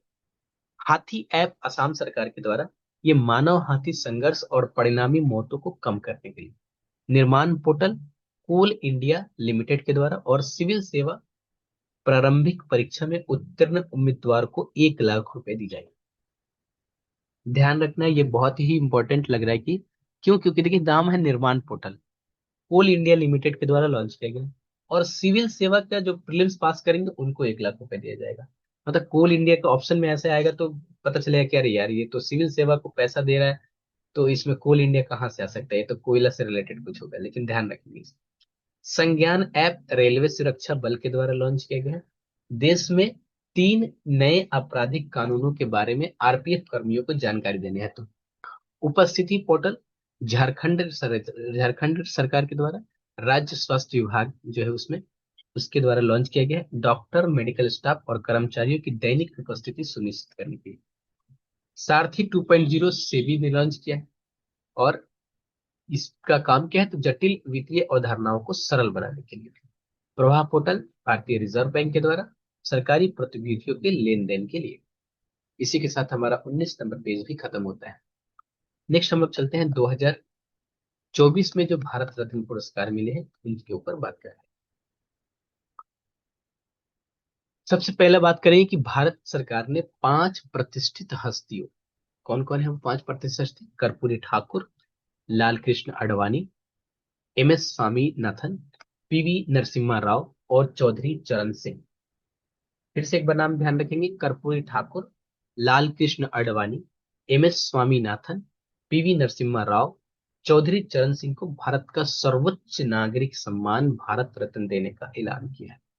इसके साथ ही अब तक भारत रत्न पाने वाले कुल संख्या कितने हो गए? 53। अब अगर हम बात करें एक एक नाम को, यहाँ पे जो 5 प्रतिष्ठित हस्तियां हैं उनको एक एक के नाम की हम लोग बात करें। सबसे पहले बात करते हैं कर्पूरी ठाकुर। कर्पूरी ठाकुर का जन्म 24 जनवरी 1924 के बिहार के समस्तीपुर जिले के पितौंझिया जिला, अब कर्पूरी ग्राम उसको कर दिया गया है, गांव में गोकुल ठाकुर और राम दुलारी देवी के यहाँ हुआ था। यानी कि इनके पापा का नाम क्या था, गोकुल ठाकुर, और इनकी माँ का नाम क्या था, राम दुलारी देवी। उनका निधन 17 फरवरी 1988 को हुआ था। लोकप्रियता के कारण उन्हें जननायक कहा गया। जननायक, तो जननायक से फेमस कौन है, तो वह है कर्पूरी ठाकुर। उन्होंने 1952 में पहली बार सोशलिस्ट पार्टी के उम्मीदवार के रूप में ताजपुर निर्वाचन क्षेत्र से बिहार विधानसभा चुनाव जीता था। सोशलिस्ट पार्टी से पहली बार उन्होंने चुनाव जीता। कर्पूरी ठाकुर वर्ष 1970-71 और 77-79 तक 2 बार बिहार के 11वें मुख्यमंत्री रहे, और 67-68 तक बिहार के उप मुख्यमंत्री। वे बिहार के पहले गैर कांग्रेसी मुख्यमंत्री थे, ध्यान रखना ये। नेक्स्ट है हमारा कि उन्होंने भारत में पहली बार अन्य पिछड़ा वर्ग यानी ओबीसी का आरक्षण दिया, और उन्होंने 1970 में मुख्यमंत्री बनने के बाद मुंगेरी लाल आयोग की सिफारिश को लागू किया था, जिस कारण पिछड़ों को नौकरियों में आरक्षण मिला। बहुत इंपॉर्टेंट चीज। वर्ष 1978 में उन्होंने एक अभूतपूर्व आरक्षण मंडल प्रस्तुत किया, जिसे ओबीसी, आर्थिक रूप से पिछड़े वर्गों, ईबीसी, महिलाओं और बच्चों जातियों के बीच आर्थिक रूप से पिछड़े वर्गों के लिए विशिष्ट कोटे के साथ 26% आरक्षण आवंटित किया गया था। ये भारत रत्न पाने वाले 49वें मरणोपरांत, भारत रत्न पाने वाले 17वें मरणोपरांत 17वें, एक सेकेंड इसको मैं सही कर देता हूँ। भारत रत्न पाने वाले 49वें, टोटल 53 लोगों का भारत रत्न मिला है, इसमें से इनका स्थान है 49वां। लेकिन मरणोपरांत मिलने वाले में इनका स्थान है 17वां। एवं बिहार से भारत रत्न पाने वाले 5वें व्यक्ति। बाकी 4 व्यक्ति कौन है, इसके बारे में आप लोग कमेंट सेक्शन में जरूर बताएंगे। नेक्स्ट हमारा लाल कृष्ण आडवाणी, भारत रत्न प्राप्त करने वाले 50वें, 49वें कर्पूरी ठाकुर, 50वें लाल कृष्ण आडवाणी। इनका जन्म 8 नवंबर 1927 को कराची, जो अब पाकिस्तान में हुआ था। वर्ष 1942 में आरएसएस से जुड़े और 1980 में स्थापित भाजपा के संस्थापक सदस्य में से एक थे। इनकी आत्मकथा किताब का नाम है my country my life, my country my life. उन्होंने राम मंदिर के समर्थन के लिए 25 सितंबर 1990 को सोमनाथ से अयोध्या तक रथ यात्रा शुरू की। इसी यात्रा के दौरान 22 अक्टूबर 1990 को समस्तीपुर में गिरफ्तार किए गए। अप्रैल 1970 में जनसंघ सीट से राज्यसभा के लिए चुने गए, और 2002 से 2004 तक भारत के वे 7वें उप प्रधानमंत्री के रूप में कार्य किए। 1998 से 2004 तक गृह मंत्री रहे। 1909 में जब चुनाव हो रहा था, उस समय भाजपा के प्रधानमंत्री पद के उम्मीदवार भी रहेंगे। इन्हें 2015 में पद्म विभूषण से सम्मानित किया गया था। अगला हमारे एम एस स्वामीनाथन, बहुत बड़े पर्सनालिटी ही है। भारत के हरित क्रांति के जनक कहे जाते हैं एम एस स्वामीनाथन। कृषि विज्ञान एम एस स्वामीनाथन का जन्म 7 अगस्त 1925 तमिलनाडु के कुंभकोणम में हुआ था। इनकी मृत्यु 28 सितंबर 2023 को चेन्नई में हुआ। स्वामीनाथन को कई प्रतिष्ठित पुरस्कार प्राप्त हुए हैं, जिनमें शांति स्वरूप भटनागर पुरस्कार 1961 में, रेमन मैक्सेस पुरस्कार 1971, एल्बर्ट आइंस्टीन विश्व विज्ञान पुरस्कार 1986 शामिल। इसके साथ ही इनको पद्मश्री 1967, पद्म भूषण 1972, पद्म विभूषण 1989 से भी सम्मानित किया गया है। नेक्स्ट बात करते हैं पीवी नरसिम्हा राव। इनका जन्म 28 जून 1921 को वर्तमान तेलंगाना, अब हैदराबाद में है ये, के वारंगल जिले में लकनेपल्ली गांव में हुआ था। इनका पूरा नाम था पामुलापति वेंकट नरसिम्हा राव। इनके पिता का नाम था सीताराम राव, और माता का नाम था रुक्माबाई। वर्ष 1991 से लेकर 1996 तक भारत के 9वें प्रधानमंत्री थे ये।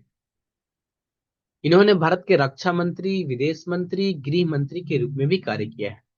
1971 से लेकर 1973 तक आंध्र प्रदेश के चौथे मुख्यमंत्री भी रहे हैं ये। और 73वें 74वें संवैधानिक संशोधन अधिनियम का कार्यान्वयन पीवी नरसिम्हा राव के कार्यकाल के दौरान ही हुआ था। नेक्स्ट बात करते हैं चौधरी चरण सिंह। इनका जन्म 23 दिसंबर 1902 को हुआ, उत्तर प्रदेश के मेरठ जिले में नूरपुर में जाट किसान परिवार में हुआ था। इनके जयंती पर 23 दिसंबर को राष्ट्रीय किसान दिवस मनाया जाता है। ये इंपॉर्टेंट है, 23 दिसंबर को राष्ट्रीय किसान दिवस। इनकी मृत्यु 29 मई 1987 को हुई थी। सर्वप्रथम 1937 में छपरौली से उत्तर प्रदेश विधानसभा के लिए चुने गए थे। वे 1979 से 1980 तक भारत के 5वें प्रधानमंत्री रहे। हालांकि इस दौरान वे कभी भी संसद नहीं गए। 1967 से 1968 तक वे दोबारा 1970 में उत्तर प्रदेश के मुख्यमंत्री रहे। इनके समाधि स्थल को किसान घाट के रूप में जाना जाता है। कुछ नोट है, भारत रत्न पुरस्कार देने की शुरुआत 1954 में हुई थी। भारत रत्न 1955 में यह पुरस्कार मरणोपरांत भी दिया जाता है। भारत रत्न पुरस्कार का आकार पीपल के पत्ते की तरह होता है। खेल जगत में भारत रत्न पाने वाले पहले व्यक्ति हैं सचिन तेंदुलकर। भारत रत्न पाने वाले पहले वैज्ञानिक है सीवी रमन।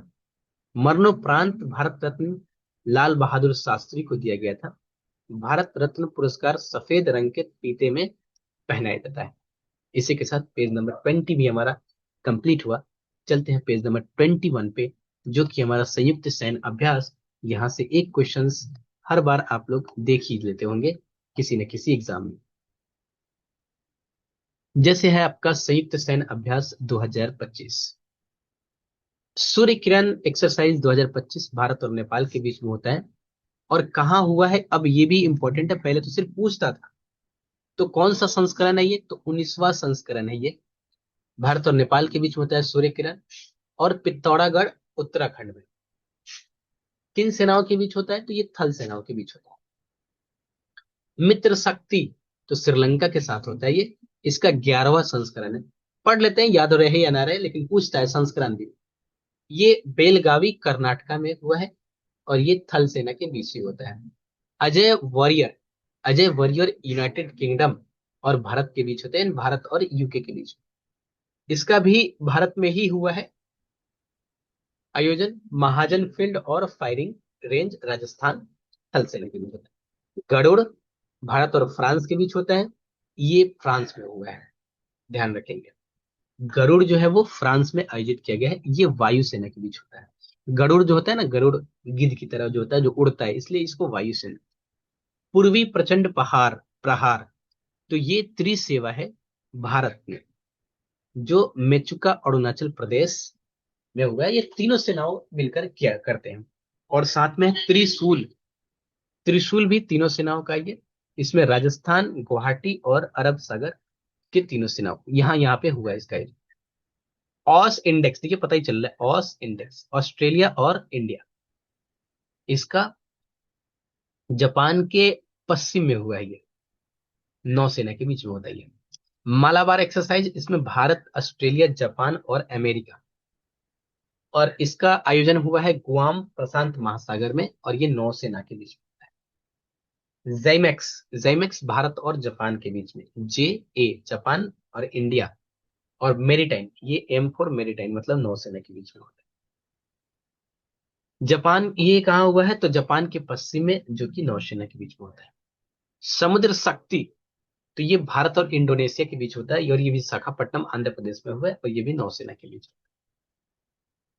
पहला इन रोकन रोकन ROKN रोकन, तो यह है इंडिया। और ये है आपका दक्षिण अफ्रीका, है ना। साउथ कोरिया, ये कोरियन ऐसा कुछ होगा, R फॉर भारत और दक्षिण कोरिया, बुसान और नौसैनिक अड्डा जो दक्षिण कोरिया में है, यहाँ पे आयोजित हुआ है नौसेना के बीच। ऑस्ट्र हिंद चौथा नंबर का ये संस्करण है। ऑस्ट्रेलिया और भारत, हिंदुस्तान और ऑस्ट्रेलिया, ये पर्थ ऑस्ट्रेलिया में हुआ है। और ये किसके बीच होता है? थल सेना के बीच होता है। इंद्र 2025 अभ्यास, इंद्र भारत और रूस के बीच होता है ये। और ये Mahajan field firing range Bikaner Rajasthan में हुआ है। कोकन ब्रिटेन के बीच में होता है ये, यूनाइटेड किंगडम। ये भारत के पश्चिमी घाट पर हुआ है, नौसेना के बीच में होता है ये। पैसिफिक रिच, ये बहुराष्ट्रीय है, इसमें सिंगापुर भारत का आईएनएस विस्तार शामिल है, ये नौसेना के बीच होता है। फ्रीडम एज, दक्षिण कोरिया, अमेरिका और जापान, इनके बीच हुआ है, इसमें भारत शामिल नहीं होता है, ये दक्षिण कोरिया में हुआ है, थल सेना के बीच। सियाम भारत एक्सरसाइज 2025 भारत और थाईलैंड के बीच में होता है, सियाम, जो कि पटाया थाईलैंड में हुआ है। जापान, ये बहुराष्ट्रीय जिसमें रूस और बेलारूस भाग लेते हैं, और ये थल सेना के बीच होता है। युद्ध अभ्यास, ये भारत और अमेरिका के बीच है, नाम ही है इसका युद्ध अभ्यास। है ना। इसमें अलास्का, ये अलास्का संयुक्त राज्य अमेरिका में हुआ है, थल सेना के बीच होता है। ब्राइट स्टार, ये भी बहुराष्ट्रीय है, जिसमें मिस्र में हुआ है ये, थल सेना के बीच। मैत्री शक्ति, तो मैत्री थाईलैंड, मित्र श्रीलंका, मैत्री थाईलैंड, उमरोई मेघालय में हुआ है ये, थल सेना के बीच। स्लाइनेक्स, ये भारत और श्रीलंका, पता ही चल रहा है, SL Sri Lanka, IN India. SLINEX Colombo Sri Lanka में हुआ है, नौसेना। जय माता अभ्यास भारत और जापान के बीच में, जा माता जापान और माता ऐसा कुछ ऐड किया हुआ है, चेन्नई तट पर, नौसेना के बीच हुआ है, ये चेन्नई तट पर हुआ है। समन्वय शक्ति अभ्यास, ये भारतीय सेना के द्वारा किया जाता है, इसमें असम और मणिपुर में हुआ है ये। सस्टेनेबल पावर 1404, ये ईरान द्वारा किया गया है, ये ओमान के खाड़ी और उत्तरी हिंद महासागर में हुआ है। 14वां बोल्ट कुरुक्षेत्र 2025 भारत और सिंगापुर, जोधपुर में हुआ है ये। प्रचंड शक्ति अभ्यास भारतीय सेना का तकनीकी प्रदर्शन है ये, और ये मेरठ के खरगा फील्ड ट्रेनिंग एरिया में राम डिवीजन द्वारा थल सेना के लिए हुआ है। सिम्बैक्स सिंगापुर और इंडिया के द्वारा, और इसको सिंगापुर में किया गया। पासेक्स, ये भारत और ग्रीस के बीच में हुआ है, अरब सागर के मुंबई के पास, अरब सागर में मुंबई के पास, नौसेना द्वारा। नोमेडिक एलिफेंट मंगोलिया के द्वारा, कहाँ पे हुआ है? तो उलान बटोर मंगोलिया, थल सेना। नेक्स्ट हमारा शक्ति अभ्यास भारत और फ्रांस के बीच में, और ला कैवेलरी फ्रांस में हुआ है ये, थल सेना के बीच में होता है। पहला टाइगर क्लो भारत अमेरिका के द्वारा, गरुड़ रेजिमेंटल प्रशिक्षण केंद्र में हुआ है ये, थल सेना के द्वारा। खानक्वेस्ट बहुराष्ट्रीय, ये मंगोलिया के बीच में, मंगोलिया में हुआ है ये, थल सेना के द्वारा। तीस्ता प्रहार भारतीय सेना के द्वारा होता है, पश्चिम बंगाल में तीस्ता फील्ड फायरिंग रेंज है, थल सेना के द्वारा। डेजर्ट फ्लैग 10 2025 में बहुराष्ट्रीय, संयुक्त अरब अमीरात में हुआ है ये, वायुसेना की। डस्टलिक अभ्यास उज्बेकिस्तान के द्वारा होता है, ये पुणे में हुआ है, थल सेना के द्वारा। टाइगर ट्रायम्फ, ये भारत और अमेरिका के बीच में होता है, ये विशाखापट्टनम में हुआ है, और ये थल सेना के बीच में होता है। इंद्र 2025 भारत और रूस के बीच में हुआ है, 14वां संस्करण, 15वां भी तो हो गया ना इंद्र का, और ये चेन्नई में हुआ है। इंद्र का 2025 अभ्यास भारत रूस, ये आपका राजस्थान में हुआ है, 15वां हो चुका है, ये 14वां है। ध्यान रखो। पेज नंबर 21 भी कंप्लीट हुआ हमारा। 13 से लेके हम लोग 21 तक कंप्लीट कर चुके हैं। 13 पढ़े, 14 पढ़े, 15 पढ़े, 16 पढ़े, 17 पढ़े, 18 पढ़े, 19 पढ़े, 20 पढ़े, 21 पढ़े। कितना पेज पढ़ चुके हैं? एक दो और कोशिश करते हैं पढ़ने का, उसके बाद फिर इसके बाद कंटिन्यू करेंगे। ये इंपॉर्टेंट है, बिहार विधानसभा का चुनाव जो है, ये इंपॉर्टेंट है, इसको देखते हैं जरा सा।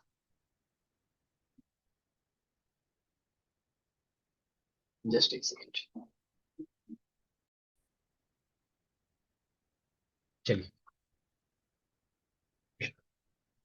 तो बिहार विधानसभा चुनाव 2025 कैसा रहा, बात करते हैं। 18वीं बिहार विधानसभा गठन के लिए अधिसूचना जारी हुआ था 6 अक्टूबर को। दो चरण में एग्जाम होंगे, सब दो चरण में ये चुनाव होंगे, एक 6 नवंबर को और एक 11 नवंबर को। 6 नवंबर को जो इलेक्शन हुए थे वो 121 सीटों पे हुए थे, और जो 11 नवंबर को हुए थे वो 122 सीटों पे हुए थे। 6 नवंबर को 18 जिले में, और 11 नवंबर को 20 जिलों में मतदान हुए थे। और मतदान की जो रिजल्ट है, परिणाम है, वो 14 नवंबर 2025 को घोषित की गई थी। चुनाव में कुल 45 लाख मतदाताओं ने अपने मत प्रदान किए थे। 6 नवंबर 2025 को प्रथम चरण में 65% मतदान हुआ, जबकि 11 नवंबर को 68% मतदान हुआ था। इस बार बिहार विधानसभा चुनाव में कुल 66.91 मतदान हुआ, जिसमें महिलाओं का मतदान 71.67% था, जबकि पुरुषों का मतदान 62.8% रहा। 243 सीटों के लिए हुए इस चुनाव में सत्तारूढ़ लोक जनतांत्रिक गठबंधन एनडीए ने स्पष्ट बहुमत प्राप्त किया। एनडीए को 202 सीट प्राप्त हुई, जबकि महागठबंधन को 35 सीट। अन्य दो सीट 6 सीट प्राप्त हुई। अन्य को 6 सीटें प्राप्त हुई। 243 सीटों के में से महिलाओं ने 29 सीटों पर जीत दर्ज की। 20 नवंबर 2025 को बिहार के मुख्यमंत्री के रूप में श्री नीतीश कुमार 10वीं बार शपथ ली। उनके साथ 26 अन्य मंत्रियों भी शपथ ग्रहण की, जिनमें 8 जनता दल यूनाइटेड से, 14 भाजपा से और 2 लोक जनशक्ति पार्टी जो रामविलास पासवान का है से, तथा हम और आलेम से एक एक शामिल। सबसे बड़ी जीत बात करें तो 73,572 मतों से रुपौली से जदयू के कलांधर मंडल के ने बीमा भारती को हराकर जीत दर्ज की। और सबसे छोटी जीत 27 मतों से आरा जिले के संदेश में जदयू प्रत्याशी राधा चरण शाह ने दर्ज की। सबसे कम उम्र के विधायक मैथिली ठाकुरन जो 25 वर्ष के हैं, अलीनगर से। और सबसे उम्रदराज विधायक है हरि नारायण सिंह और विजेंद्र यादव, 79 वर्ष के। भाजपा ने 101 सीटों पर चुनाव लड़ा था और 89 सीट पर जीत दर्ज की। और 20.08% इसको मिले हैं वोटर। 101 सीट पे जदयू ने लड़ा और 85 सीटें इन्होंने जीता है। राजद ने 142 सीटों पे लड़ा था और सिर्फ 25 सीटें दर्ज की है। 23.0% वोट मिले इसको। लोक जनशक्ति पार्टी जो रामविलास है, उन्होंने 29 सीटों पे लड़ा और 19 सीटें जीत दर्ज हासिल। पूरे वोटिंग का 4.97% वोट मिला इनको। कांग्रेस ने 60 सीटों पे लड़ा और सिर्फ 6 सीटें जीत हासिल की। इनको जो वोटिंग परसेंट था, 4.71%। हमने 6 सीट पे जीते, 6 सीट पे लड़ाई करी और 5 सीट जीते। Voting percentage 1.17। राष्ट्रीय लोक मोर्चा 6 सीटों पे लड़ाई की थे और 4 सीटें जीते, 1.06%। एआईएम ने 25 सीटों पे लड़ा था, जिसमें से सिर्फ 5 सीटें जीत हासिल की, 1.85%। बीएसपी ने 130 सीट पे लड़ा था और सिर्फ 1 सीट जीत हासिल की और 1.62%। नेक्स्ट हमारा बिहार मंत्रिमंडल की वर्तमान स्थिति क्या है। तो जो नीतीश कुमार मुख्यमंत्री, सम्राट चौधरी उप मुख्यमंत्री भी है और गृह विभाग भी उनके पास। विजय कुमार सिन्हा उप मुख्यमंत्री है और खनन एवं भूतत्व विभाग संभाला है। अगले है विजय कुमार चौधरी, जल संसाधन एवं भवन निर्माण मंत्रालय। विजेंद्र यादव, ऊर्जा विभाग। श्रवण कुमार, ग्रामीण विकास एवं परिवहन मंत्रालय, परिवहन विभाग। मंगल पांडे को स्वास्थ्य विभाग एवं विधि विभाग दिया गया है। दिलीप कुमार जायसवाल को उद्योग विभाग। अशोक चौधरी को ग्रामीण विकास से कार्य विभाग। लेसी सिंह को खाद्य एवं उपभोक्ता विभाग। मदन सहनी को समाज कल्याण विभाग। लेसी सिंह को खाद्य एवं उपभोक्ता संरक्षण मंत्रालय। नितिन नवीन को निर्माण व नगर विकास और आवास विभाग। राम कृपाल यादव को कृषि विभाग। संतोष कुमार सुमन को लघु जल संसाधन विभाग। सुनील कुमार को शिक्षा विभाग। मोहम्मद जमा खान को अल्पसंख्यक विभाग। संजय सिंह टाइगर को श्रम संसाधन विभाग। और अरुण शंकर प्रसाद को पर्यटन, कला संस्कृति और युवा विभाग। सुरेंद्र मेहता को पशु एवं मत्स्य संसाधन विभाग। नारायण प्रसाद को आपदा प्रबंधन विभाग। रमा निषाद को पिछड़ा एवं अति पिछड़ा वर्ग कल्याण मंत्रालय। लखेंद्र विभाग रोशन को अनुसूचित जाति एवं जनजाति कल्याण मंत्रालय। श्रेयसी सिंह को सूचना प्रौद्योगिकी एवं खेल विभाग। डॉक्टर प्रमोद कुमार को सहकारिता पर्यावरण और जलवायु परिवर्तन मंत्रालय। संजय कुमार को गन्ना उद्योग विभाग। संजय कुमार सिंह को लोक स्वास्थ्य अभिनियंत्रण विभाग। दीपक प्रकाश को पंचायती राज विभाग। चुनाव में संबंधित महत्वपूर्ण आंकड़े। बिहार विधानसभा चुनाव का क्रम 18वां था ये। कुल 243 सीटों पर लड़ा गया। अधिसूचना जारी हुई थी 6 अक्टूबर को। चुनाव 2 चरण में हुआ था। पहले चरण में 18 जिले में 121 सीटों पे, दूसरे चरण में 20 जिलों में 122 सीटों पे 6 नवंबर और 11 नवंबर। चुनाव का परिणाम 14 नवंबर को आया था। इसी के साथ पेज नंबर 22 भी हमारा कंप्लीट हुआ है।